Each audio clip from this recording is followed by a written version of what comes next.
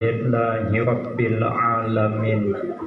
Wassalatu wassalamu ala asyrafil anbiya wal mursalin wa ala alihi wa ashabihi ajma'in.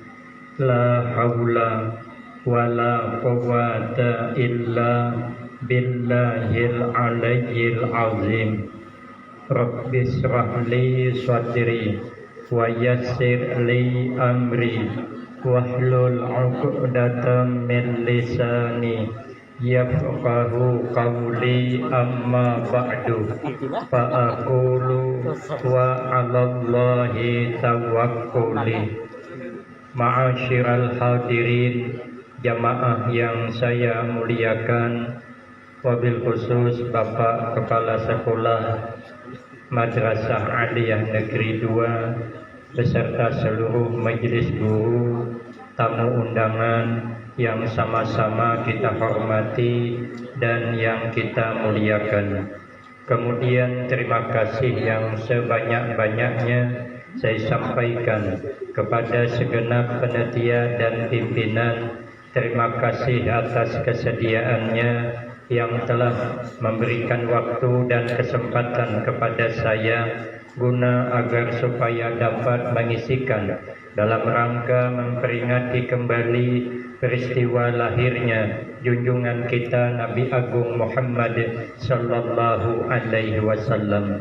Insyaallah mudah-mudahan kesempatan yang diberikan kepada saya akan dapat saya gunakan dengan sebaik-baiknya, sehingga pertemuan dan kumpulnya kita di tempat ini akan menjadikan sebab turunnya rahmat dan manfaat untuk kita semua. Amin Allahumma.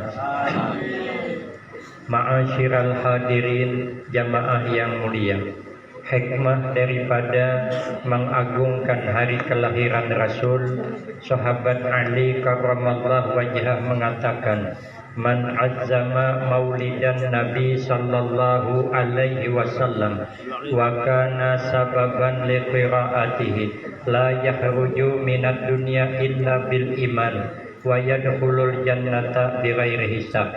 Kata sahabat Ali, barang siapa yang mengagungkan hari kelahiran Rasul dan mereka menjadi sebab tadi sama-sama sudah dibacakan tentang cerita kelahiran Nabi, maka kita semua tidak akan keluar meninggalkan alam dunia kecuali dalam keadaan beriman, artinya husnul khatimah.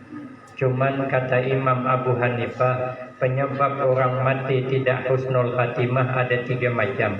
Yang pertama, karena dia tidak bersyukur dapat nikmat iman. Mestinya kita ini bersyukur sudah dapat nikmat yang besar, nikmatul iman wal Islam. Maka kita orang yang beriman wajib senantiasa bersyukur. Allah wahyukan kepada nabinya, Nabi Bani Israel, kata Allah, sampaikan kepada kaummu, andai kata kaummu menanam padi lalu dapat buah hampa semuanya, maka kaummu wajib bersyukur kepada aku, kata Allah. Lalu nabinya bertanya, ya Rabb, bagaimana umat kami tidak bersyukur kalau buah padi semua hampa? Kalau ada yang berbuahnya berisi, yang lumayan, yang disyukuri isinya, ini semua hampa. Lalu Allah menjawab, dia bersyukur karena saya masih ingat kepadanya. Makanya padi ditanam, tumbuh, lalu berbuah sekalipun hampa. Yang disyukuri, Allah masih ingat kepada kita. Makanya kita dapat nikmat sedikit pun, sekalipun sedikit, tapi kita wajib bersyukur karena Allah masih ingat dengan kita. Mau makan lauk ikan asin tamban yang dah lama Tuhan, sekali masak terpisah kepala dengan badannya, tak kenal lagi mana kepala mana badannya, wajib bersyukur. Alhamdulillah Allah masih ingat saya, makanya ada rezeki saya hari ini. Maka dalam kitab Nasaihul Ibad, supaya kita ini selalu bersyukur, pandang dunia ke bawah, jangan ke atas. Yang dipandang jangan orang sugih, yang dipandang ke bawah saja. Kalau memandang orang sugih, nanti minder hidup nih. Untuk apa kita minder dengan orang sugih? Walaupun dia sugih, kita susah, makan sama. Orang susah makan sepiring, orang sugih sepiring juga. Mana ada sejarahnya orang susah makan sepiring, orang sugih sebaskom. Nah, coba tarai kalau ada kayak ular sawah petalanan. Kalau orang susah minum segelas, orang sugih segelas lah juga. Mana ada orang susah minum segelas, orang sugih seimbir. Itu bukan orang sugih, itu sapi. Orang susah pergi ke undangan pakai pici satu, orang sugih satu juga. Tidak ada sejarahnya. Orang susah pakai pici satu, orang sugih tumpang 7. Itu bukan orang sugih, itu orang bebungulan namanya. Untuk apa kita minder? Sama, makanya kita pandang ke bawah supaya kita ini hidup jangan gengsian. Yang bikin penyakit kita ini hidup gengsian, sehingga memaksakan keinginan di luar kemampuan. Makanya keinginan jangan dipaksakan di luar kemampuan. Keinginan ukur dengan kemampuan. Kita kepingin mau beli Honda yang besar, Honda NMAX namanya. Itu kan mahal harganya, 33 juta. Kemampuan kita ada, duit cuma 15 juta. Syukuri 15 juta kan cuma bisa beli Honda NMAX. Sudah beli sajalah Honda NMAX. Jangan memaksakan Honda NMAX, nanti berubah menjadi Honda Minik namanya. Apa tidak minik kepala dibuatnya, setiap bulan mikirkan kreditnya, diambil dialir apa dak minik. Honda NMAX hilang, Honda NMAX hilang, yang tertinggal miniknya cuma lagi.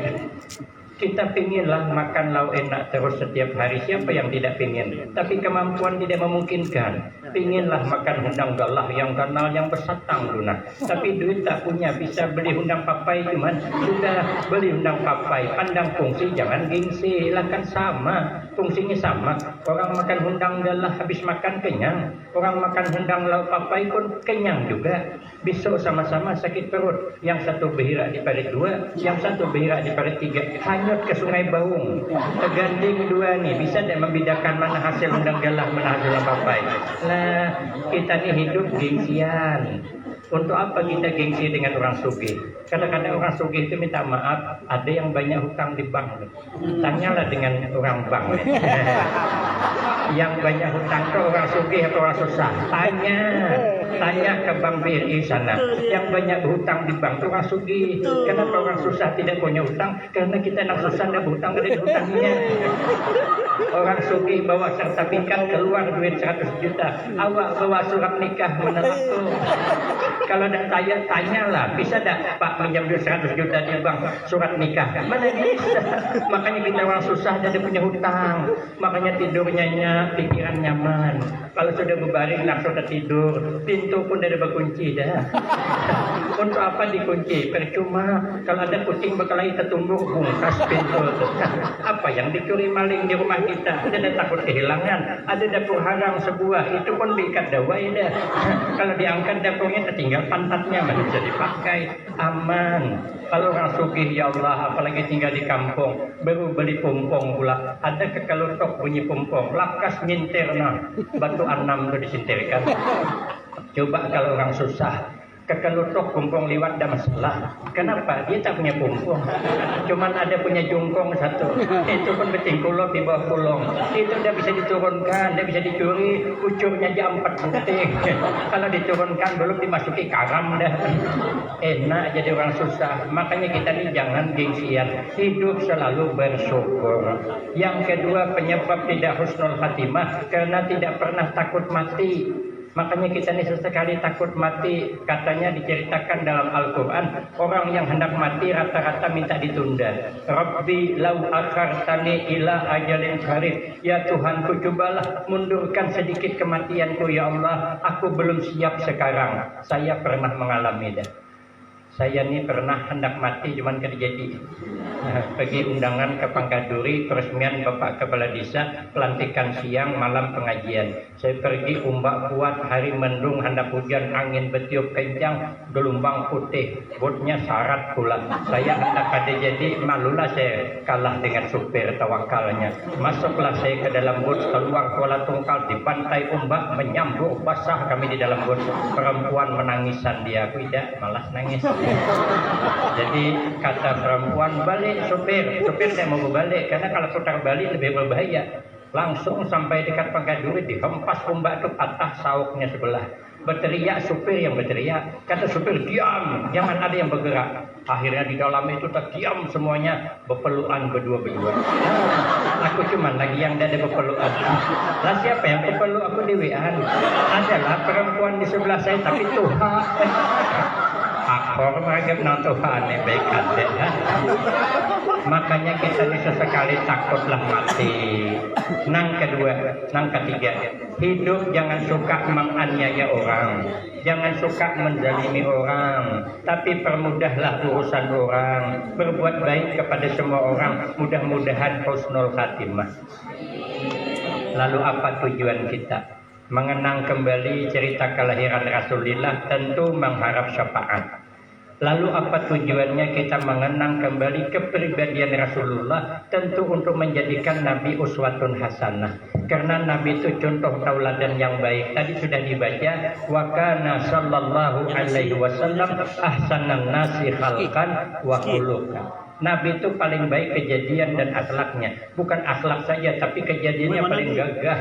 Orang bilang banyak diceritakan itu yang gagah itu Nabi Yusuf, tapi masih separuh lagi gagah Nabi kita. Nabi kita tuh kalau berjalan di malam bulan purnama, bayangannya ada. Kenapa? Hebat Nabi pada bulan. Alangkah Nabi Yusuf, jadi gagahnya luar biasa. Kita ini kada pernah melihat Nabi Yusuf. Kalau Haji Yusuf banyak kai. Aku ada kawan Haji Yusuf, gagah aku. Kalau Nabi Yusuf memang gagah luar biasa, tapi kita tidak disuruh meniru kegagahan Nabi karena tidak mungkin. Macam saya ini hendak gagah kayak Nabi tidak bisa. Jangankan hendak kayak Nabi, hendak kayak Samsul Bahari aja kada kawa. Kalau hendak kayak Datuk Meringgi mungkin ada harapan. Agak 5 tahun lagi undang ke sini, insya Allah beda-beda tipis lah dengan Datuk Meringgi. Tidak bisa, tapi kita ini jadi orang gagah kan? Tidakkah? Tidak masalah. Dapat anak gagah, alhamdulillah. Lahir anak cantik, alhamdulillah. Lahir anak pada gagah, wajahnya kayak sabut berendam. Yang penting hidup bahagia. Orang bahagia itu bukan dijamin dari rupanya. Rupa bungas kada menjamin bahagia. Lebih bahagia daripada wajah yang tidak bungas. Tidak menjamin. Orang gagah tidak menjamin lebih bahagia hidupnya daripada orang yang kada gagah. Lagian, Bu, orang cantik kada menjamin dapat laki gagah. Begitu pula orang gagah pada menjamin dapat bini cantik. Tapi ada orang gagah dapat bini cantik, contohnya aku.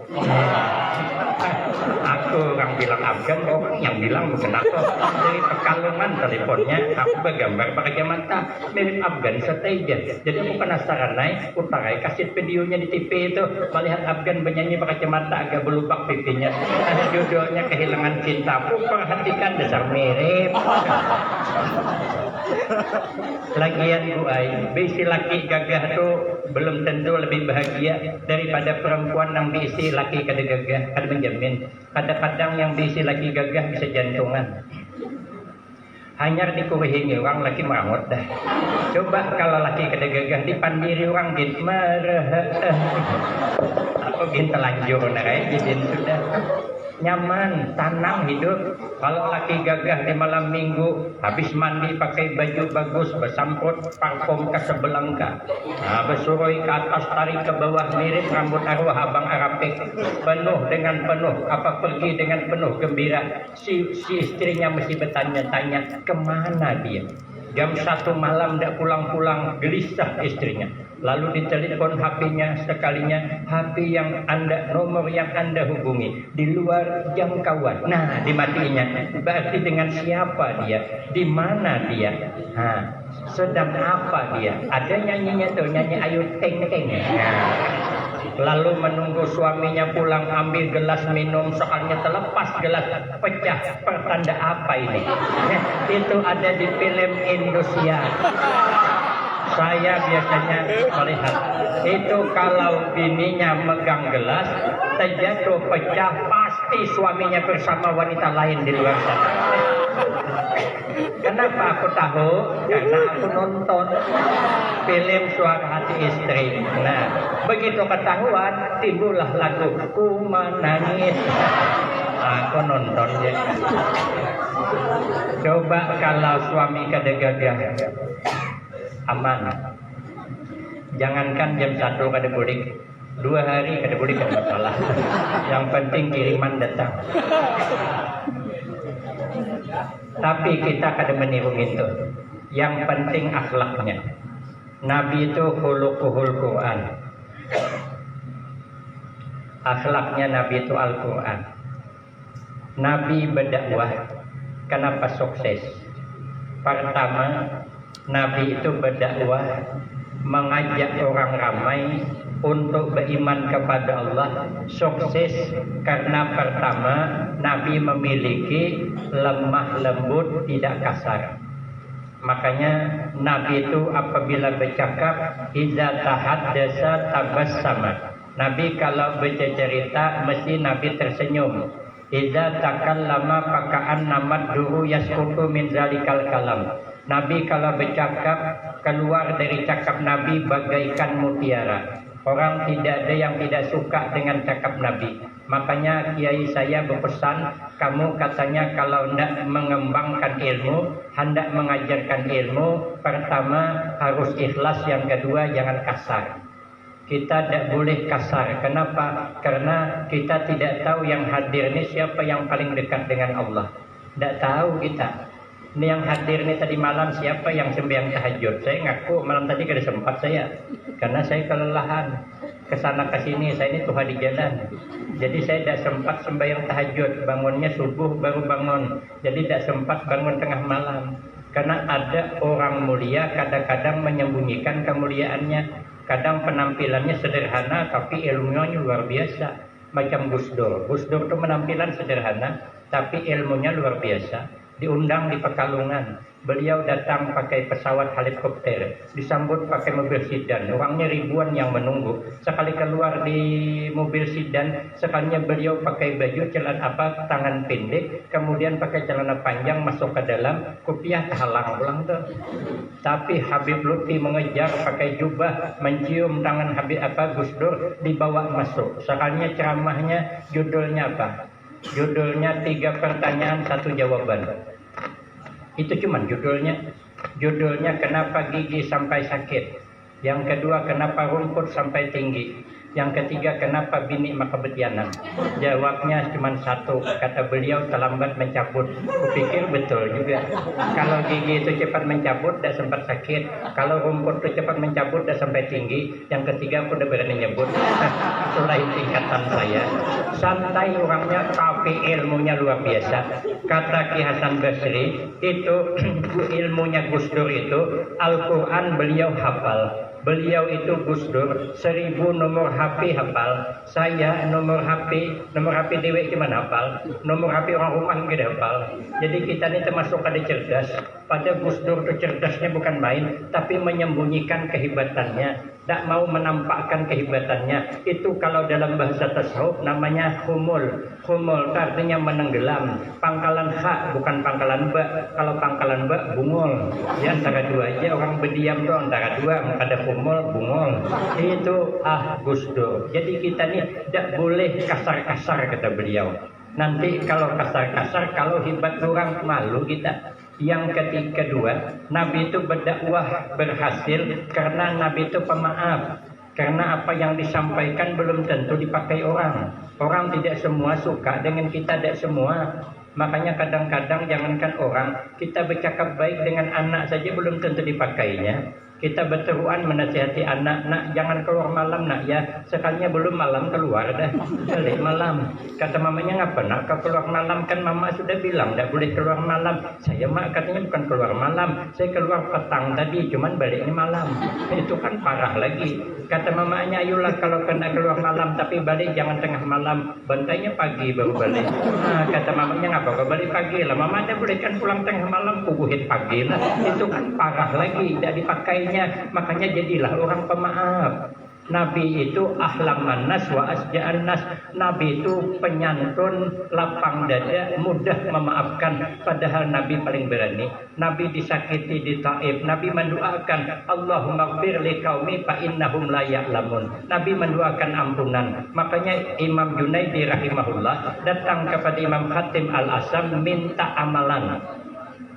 Apa amalannya supaya hidup tentram, supaya hidup damai, supaya hidup nyaman? Kata Imam Khatib Al-Asam, gampang. Amalannya ada 4 macam. Yang pertama kata beliau, kalau ada orang salah dengan kita langsung maafkan. Yang kedua, kita jangan membalas salah. Karena kalau kita orang buat salah dengan kita tidak memaafkan, marah, lalu kita membalas salah, pasti terlebih. Tidak bisa tidak, pasti terlebih.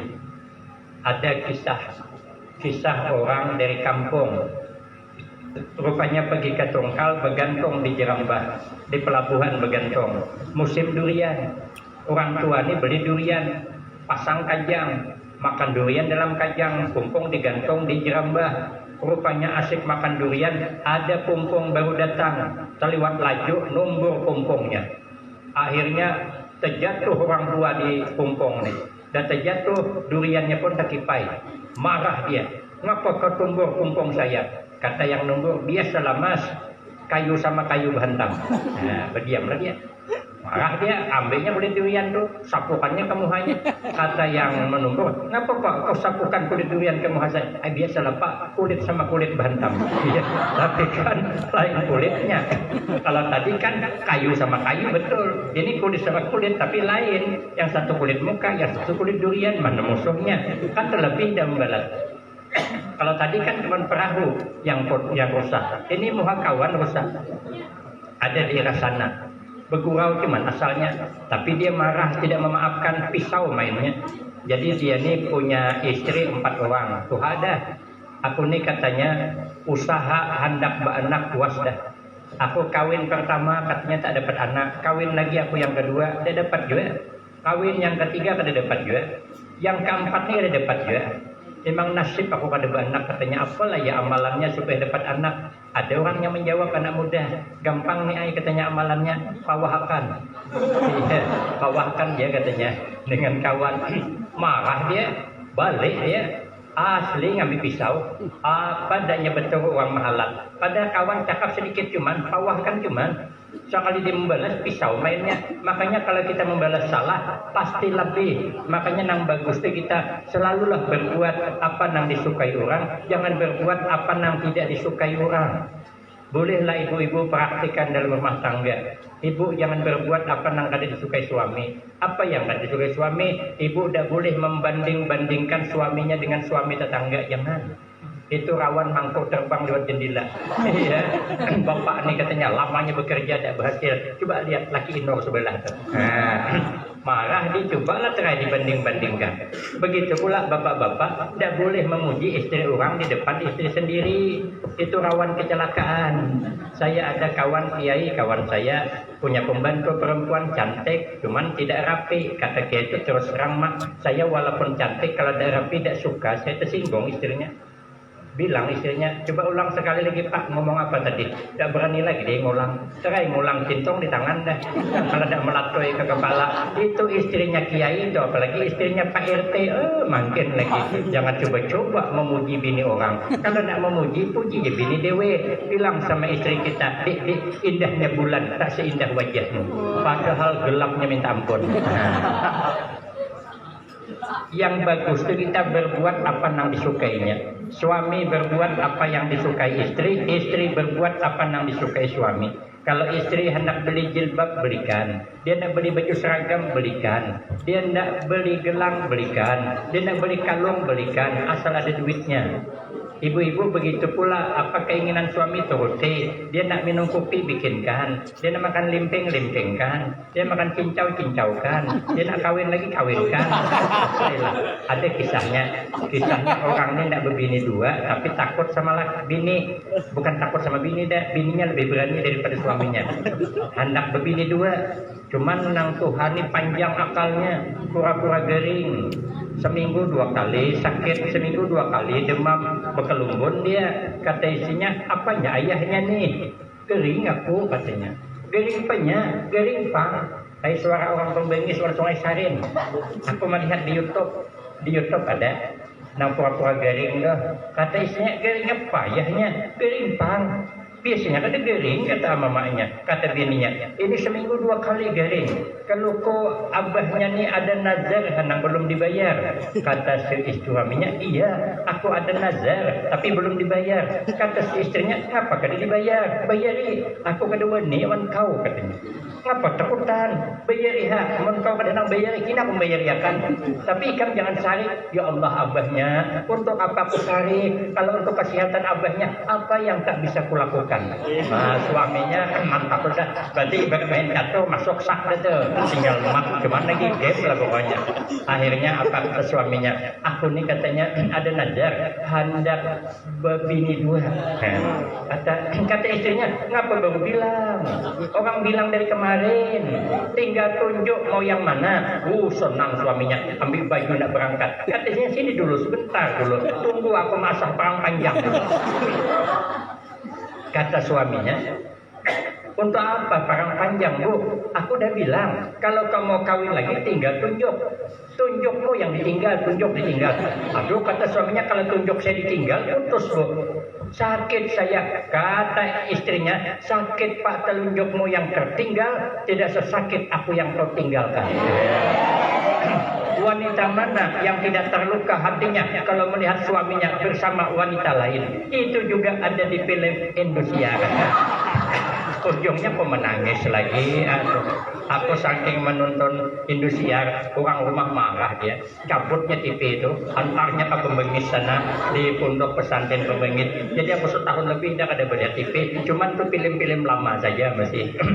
Karena dia marah, kau TV ya katanya. Aku bilang, enggak lah, aku ini kan menghilangkan suntok. Tapi kan jadi pelajaran. Makanya kita nih kalau hendak bahagia, berbuatlah apa yang disukainya. Tapi lakinya nih cangkal juga, hendak bibit 2. Minggu berganti minggu, bulan berganti bulan, duduk menghimpit pulang, sudahlah dek, mengalah sajalah. Saya ini sudah periksa dengan paranormal. Garisan tanganku ini ditakdirkan begini 2. Aduh, kata bininya cangkal juga Tuhan. Apa kata istrinya, Pak? Saya juga sudah periksa dengan paranormal. Garisan tangan saya ini bisa membunuh laki. Kalau begitu kata lakinya, ajab lah deh jadilah. Yang penting kita ini berbuat apa yang disukai orang. Yang ketiga, kita jangan mengharap kebaikan orang. Tapi yang keempat, kitalah selalu berbuat baik dengan orang. Kalau kita mengharap kebaikan orang, yukhayab, nanti kecewa. Maka kada boleh mengharap. Ada boleh mengharap.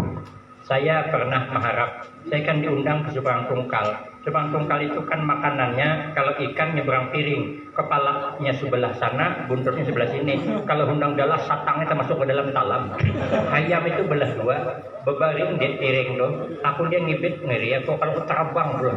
Halarnya masih ada, kakinya masih ada, bulunya masih ada. Saking besarnya ayam loh, aku kan makan dah sebelum pergi. Sekali sampai di sana suruh makan, mana bisa aku makan? Menyesal aku makan di rumah tadi. Saya tahu jam aku belepar di sini. Sekalinya tahun depan ngundang lagi, ingat aku, kata istri saya, makan dulu dah. Saya bilang enggak lah, karena di sana dikasih makan.